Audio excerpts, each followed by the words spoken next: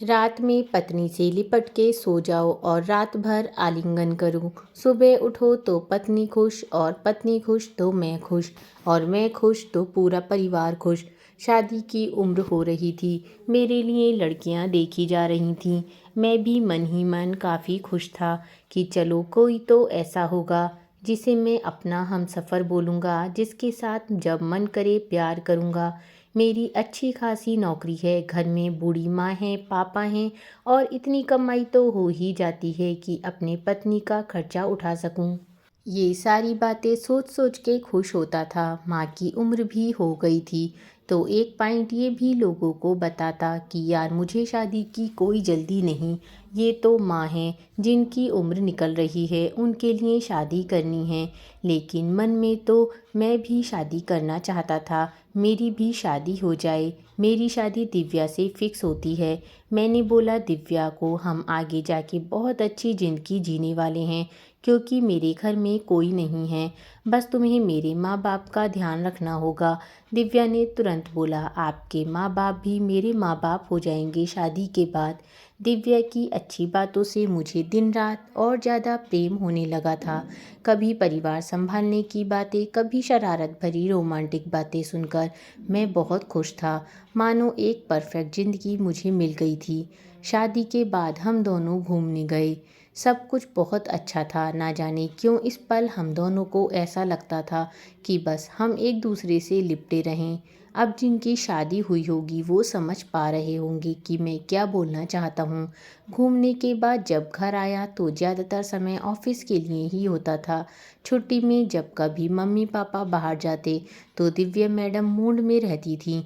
कब क्या कहाँ कैसे हो जाता था पता ही नहीं चलता था। मुझे अब लगने लगा था एक ऐसी पत्नी मिली है जो घर की ज़रूरतों को समझती है, साथ में मेरी शारीरिक ज़रूरतों का भी ध्यान रखती है, संबंध बनाने के लिए खुद ही पहल करती है और यदि कभी मैं कर दूं तो मना नहीं करती बल्कि पूरा साथ देती है। अब ज़िंदगी में इससे अच्छा क्या होगा। फालतू में मेरे दोस्त बोलते थे कि शादी मत करो, लाइफ ख़राब हो जाती है। हमारी शादी को 2 महीने हुए थे। दिव्या ने बोला अजी मुझे साड़ी में दिक्कत होती है, क्या मैं घर पर सूट पहन सकती हूँ।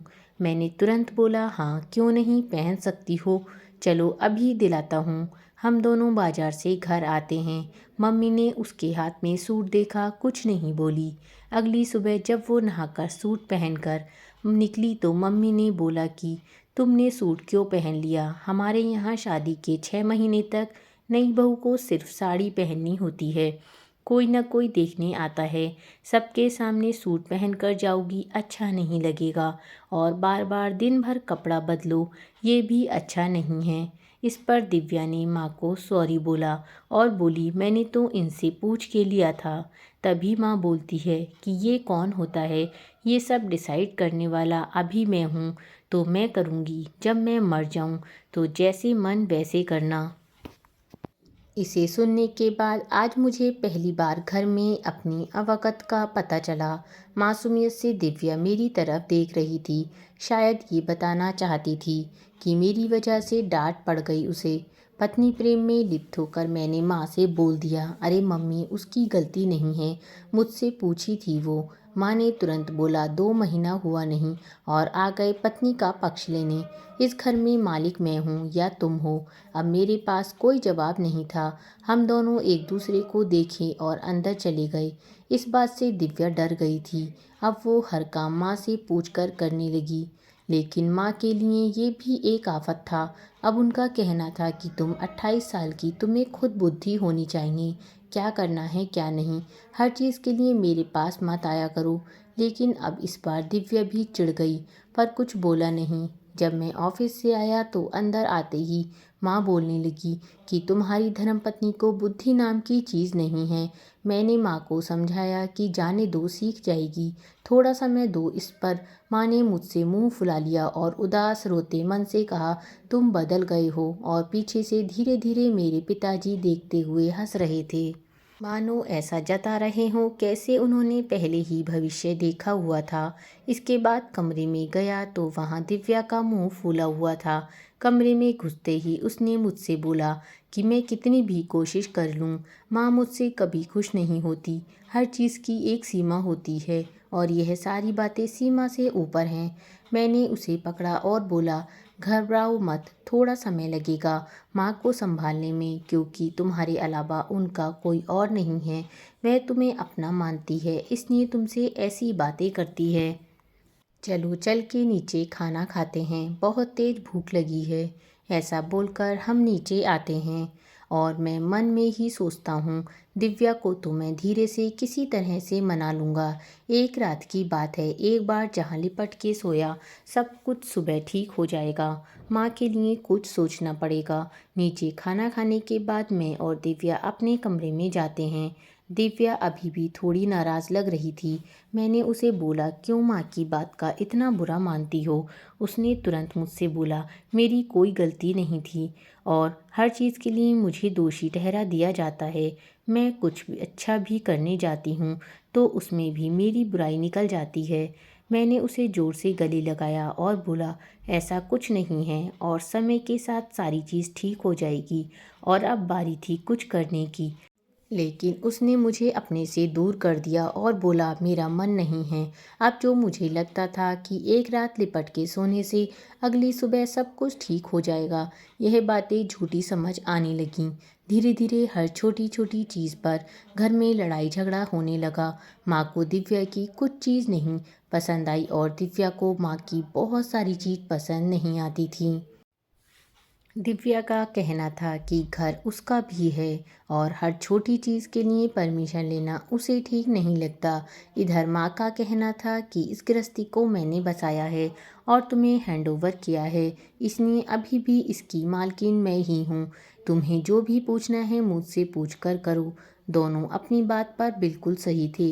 एक तरफ दिव्या जिसके साथ मुझे पूरी ज़िंदगी बितानी थी, दूसरी तरफ मेरी माँ जिसने इस गृहस्थी को संभाला था, मुझे पाल पोस कर बड़ा किया था। लेकिन इन दोनों की लड़ाई का असर सीधा सीधा मेरे ऊपर दिख रहा था और मैं पिसता जा रहा था। धीरे धीरे बात कहीं ज़्यादा बढ़ने लगी और घर में प्रतिदिन लड़ाई झगड़े की नौबत आ गई। अब मुझे भी लगने लगा कि जो मेरे दोस्त बोलते थे कि शादी करने से बहुत ज़्यादा खुशी नहीं मिलती बल्कि लाइफ में टेंशन आता है, वह क्यों बोलते थे। इसी तरह एक दिन अत्यधिक बात बढ़ने पर मैं रात को दोनों लोगों के कमरे में गया। सबसे पहले मैं माँ के कमरे में गया और माँ को समझाया कि देखो माँ, तुम दोनों के झगड़े की वजह से मेरा कैरियर ख़राब हो रहा है और मैं ठीक से रह नहीं पाता। मैं तुम्हें छोड़ नहीं सकता और ना मैं दिव्या को छोड़ सकता हूँ, तो इसलिए थोड़ी नरम होकर रहा करो। जो चीज़ जैसे चल रही है चलने दो। इस बार मैं थोड़ा कठोर था। माँ से तुरंत बोलने के बाद मैं अपनी पत्नी के कमरे में गया और मैं यही बात उससे भी कही कि देखो माँ की उम्र हो चुकी है, यदि तुम यह सोच कर के रही हो कि माँ अपने आप को बदल सकती है तो यह होना नामुमकिन है। बदलना तुम्हें खुद को होगा, जिसमें मैं तुम्हारा पूरा साथ दूंगा। मैं ना तुम्हें छोड़ सकता हूँ क्योंकि तुम मेरा भविष्य हो और ना मैं अपनी माँ को छोड़ सकता हूँ क्योंकि उन्होंने मुझे पाल पोस कर बड़ा किया, इस लायक बनाया। तो कोई बीच का रास्ता निकालो और घर में शांति रखो। यह बात होने की कुछ दिन बाद तक तो चीज़ ठीक ही थी, लेकिन धीरे धीरे चीज़ इस स्थिति में आने लगी। जब भी मैं ऑफिस से घर आता तो घर में घुसते ही माँ दिव्या की बुराई करती और अपने कमरे में घुसते ही दिव्या माँ की बुराई करती। मुझे समझ में नहीं आता था कि मैं किस जंजाल में फंस गया हूँ। दिव्या का पक्ष लेता तो माँ बुरा मान जाती, माँ का पक्ष लेता तो दिव्या बुरा मान जाती। और यह दोनों वही औरतें हैं जिनसे इस दुनिया में मैं सबसे ज़्यादा प्रेम करता हूँ। एक समय में स्थिति ऐसी आ गई कि मुझे घर पर आने का मन ही नहीं करता। जितना ज़्यादा समय घर से बाहर रहूँ उतना अच्छा है, क्योंकि 2 बार समझाने के बाद भी मेरी माँ और मेरी पत्नी के बीच विवाद नहीं सुलझा रहा था। इसी दौरान मैं अपने पापा के साथ उनके पेंशन के काम के लिए ऑफिस जाता हूँ और मेरे पापा मुझसे पूछते हैं कि इतना परेशान क्यों रहते हो।